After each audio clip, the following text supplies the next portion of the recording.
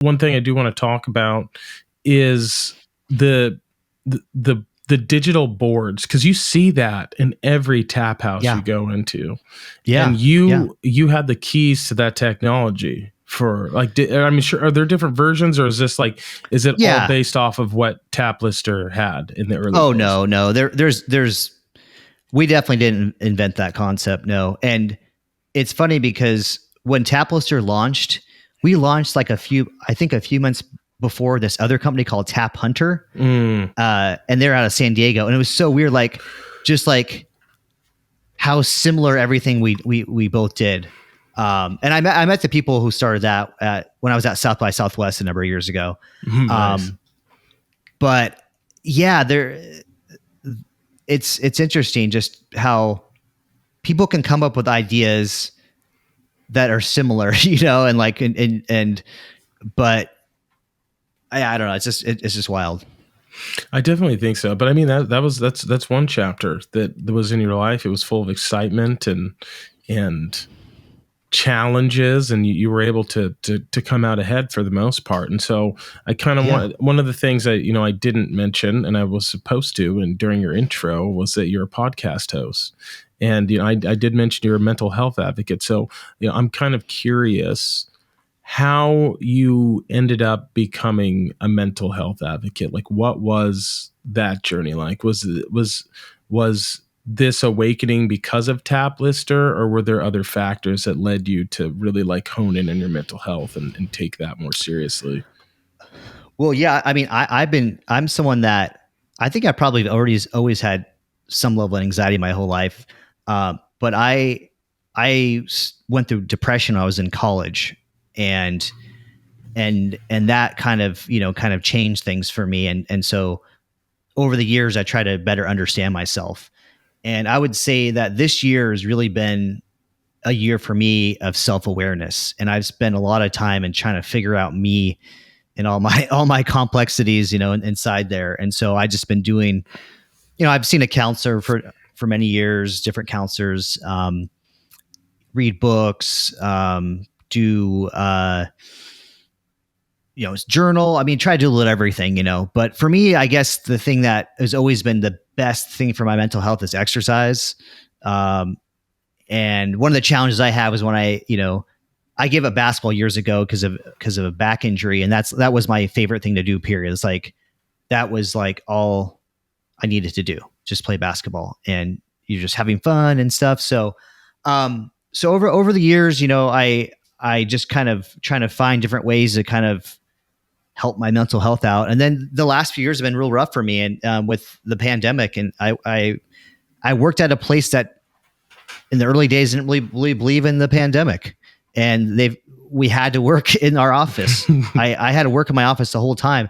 And I'll tell you, I was sick for like 5 weeks, and I didn't have a lot of vacation or sick time. So I was going to the office sick, which I think is pretty lame to have to do that, Mm-hmm. And so I don't know if I had COVID or not at the time. It was January of 2020. So it could have been.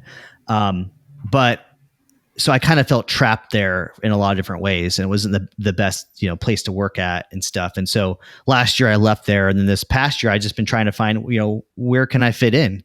Because this is the one thing about being an entrepreneur. There's a double-edged sword to it, where it's great because you learn a lot of skills. And I would say I'm definitely a generalist that leans more towards, launching things and sales and ideas. And I'm not a person who is great at, I'm not an analytical person. Like, in some ways I am, but I'm not like a spreadsheet. Like my wife's in finance for a bank. She is all about numbers. She gets that. My mind doesn't work that way. So I've been kind of learning more about what my mind is best at, and trying to find the right place to put me in. Because I think it's like a sports analogy. I think about more recently, let's say like Chris Paul. When Chris Paul went to Arizona, to Phoenix, the Suns, he was like the perfect fit there. That was like the perfect place for him to be. And other places, he did fine and this and that, but he didn't. Maybe you saw the real Chris Paul, I think, kind of come out. And I think that's kind of the same thing with whether you're in business for yourself or you're working for somebody, trying to find that right environment where you can shine. And it's tough. Like at Groupon, absolutely amazing and stuff. And for me, the last several places I've worked at, just just wasn't the right fit. And so those are some of the things I've kind of learned about myself, and I think are good for anyone to take away. And then recently, I thought it would be good to take this course, this mental health first aid course. Okay. I found out about it about, let's say, I don't know, maybe 3-4 weeks ago. I wanted to take it locally. I couldn't find any place that was teaching it locally, so I took it online. And the concept basically is, let's say like regular CPR. The point of regular CPR is to kind of help assess the situation and get people help. But you're not that expert. You have to. It might be a dangerous situation. You got to walk away. So this is the same type of thing, and like having the right types of skills, and just some basic knowledge of understanding what people are going through at the time. And they have this framework that is called ALGE, and it stands for assess for risk, listen non-judgmentally, give reassurance and information, encourage appropriate professional help, encourage self-help and other support strategies. So it's all about learning like the risk factors involved and the warning signs for people. So when you're interacting with people, trying to look at their body language, how are they talking, and making sure that you're in the right mindset too. Because if your self-care is not there, you should not be helping out other people. Yeah. You have to make sure that you're okay, because you might be. And I know I've been like that way before, where I'm trying to help people out, but I'm not always in the best spot, because it's just in my nature to help people. And so this is this kind of an interesting program that they had. It's about a 10, 12-hour course. It's like $140. It certifies you for 3 years. And it's just information. It's not good. It's not only good for me, but it's personally to learn some of these things in this class, but also to when I talk to other people. And so now I've just been trying to get the word about this class too, and help.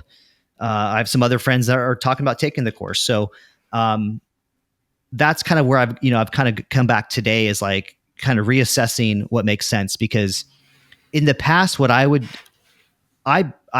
burned myself out multiple times in the past 20 years easily, because I get so involved in things. I get so amped up, and I can pour a lot of energy into things. And like with Tapless here, we did so much when we launched that. We accomplished a lot in a short period of time. And I know I need to listen to your recent interview with is it Jesse Gold? Yes, yeah, Jesse Gold about burnout. Yeah. I need to listen. I need to listen to that. I have a note, but yeah, it's just you got to figure out the best way to handle things, and that's why with this podcast that I'm doing called Successfully Depressed. I love the name. I don't want to. I fucking love the name, dude. Yeah. Sometimes when I say it, I'm like, oh, are people like scared of it? So that's sometimes I like it, but sometimes I'm like, oh, people are going to be like, what is that? What's this guy talking about? But that's kind of the point of it too. So you're an enigma to me. You're an anomaly, because here you're kind of living a lot of people's dreams, being an entrepreneur, having this amazing run at a startup, all the highs and lows that come with that. You also, what people don't know is you're also very into fitness and health, and monitoring what you eat, and you care about sleep. You check all the boxes of someone that would be like in control and like dialed in on their mental health. And yet like it's an issue, and it's so bizarre to me, because I think every single person on the planet has dealt with their own issues at one time or another. But it's interesting to me that these are some reoccurring themes, burning yourself out, potentially being depressed, having trouble sleeping, tons of anxiety, like these things, you don't fit the narrative. Like, you're in shape, and I know you exercise, so it's mind blowing to me. It's not I like to, as much as I personally, I hate putting labels on people, and but we all do it out of convenience, right? Same with Yes. stereotypes. Yes. So I would like to, like, I want to put you over in this box where it's like, hey, this guy, he gets it, and this is why he's not depressed, he's successful, but that's not the case. It's not the case, right?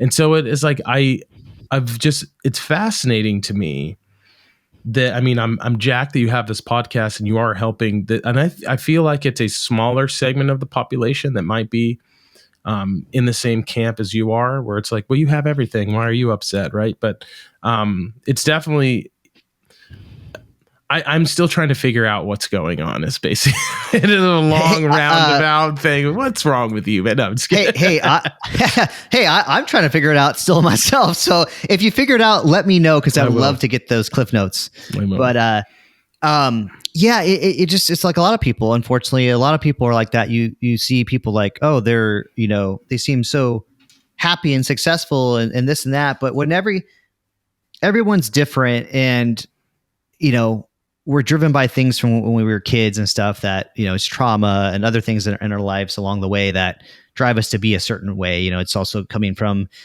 maybe it's the values that your parents installed in you and the people that you hang out with. So a lot of it, molds us, and we don't really recognize it, and we don't necessarily want to be a certain way. And the thing about labels, and that's actually, I'm kind of bouncing around here, but the labels just popped in my head. That's one thing about the mental health course is it says, don't put labels on people. So that's for sure. And then using a framework of language where you're talking to them as a person, not as a condition. Yeah. So being careful what you say. And that's still really, like, even for someone that deals with, I deal with ADHD, depression, anxiety. So I still am having a hard time understanding how to explain that to people, like when they're saying things and trying to support them, the type of right words to say myself. And I am a person that deals with certain things. So it's wild. But for entrepreneurs, there's a recent UC Berkeley study that states 72% of entrepreneurs in this study had some type of mental health issue. So mental health in entrepreneurs is actually very common. The issues that they have because of the highs and the lows, and the environments that they're putting themselves in. And it said of that study, 30% had a history of depression, 19% a history of ADHD, 12% substance abuse, and 11% bipolar. So lots of different. I wanted to bring that fact out to kind of go along with entrepreneurship, and how one thing I'm trying to look into more is it the right fit for everybody? And I love it, but also sometimes I'm like, maybe this isn't always the right fit for me. And that's why, like, when I was at Groupon, I became an intrapreneur, which I didn't know about that term until recently. I interviewed my friend Matthew Rolnick, who wrote a book called How to Find Your Yay. And he was furloughed from Groupon, and he was trying to figure out what he wanted to do next. And so he kind of talks about, leveraging his network of people to create opportunities for yourself. And he wrote an article in Forbes about entrepreneurship. And so I found that really interesting, because I never really knew the title or the label for that. But that's one thing I think is a great fit for some people. And that's, like, for me, for example, I think if I'm in the right team, I want to be an entrepreneur, or if I have the right support, I want to be with it. I want to have at least a team aspect or something like that, because I thrive off of those environments. And then for my friend, he created entrepreneurship at a friend's company of his, and so it just kind of made me think about that lately. I never even thought about that. Like, that's because you can be creative and you can also have a paycheck, which is nice. And have some structure. So that's something that right now, actually, in my podcast, that's something I want to observe more, and I want to kind of walk through people through the different options. Like, you can be an entrepreneur, you can be an intrapreneur, and then also talk about, is this a hobby or is this a business? Because a lot of times, I've even done this myself too, where I've done like little hobbies and side hustles, but it's not really a business, it's not something that's sustainable. It's something that you're trying out. So these are things right now that I'm researching, exploring, as well as mental health in the workspace, in a twofold thing. One, for employees to have a safe environment to talk to somebody about if they're having a challenge, because under the American Disabilities Acts, they are supposed to get help up to a certain amount. Like if your job, you're not able to do it for some reason, they try to have to make reasonable accommodations.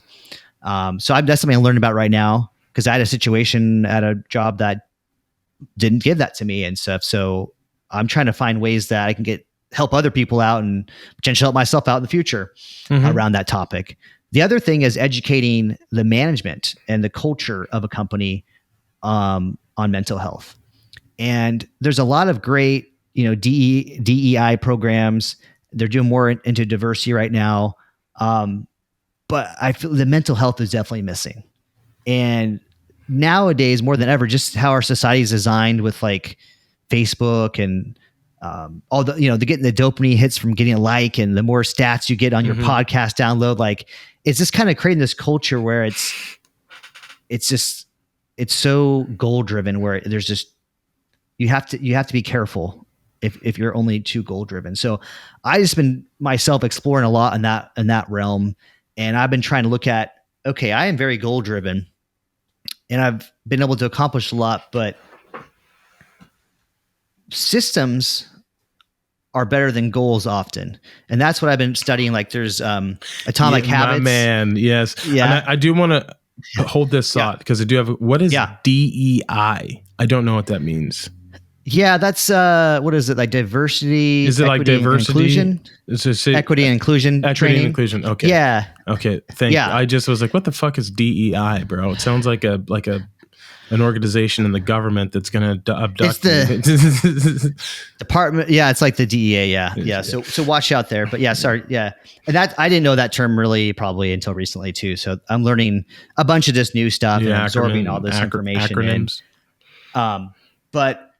But yeah, Atomic Habits, it's a book I haven't read yet, but I read some excerpts from it, and then is it Scott Adams? Is that his name?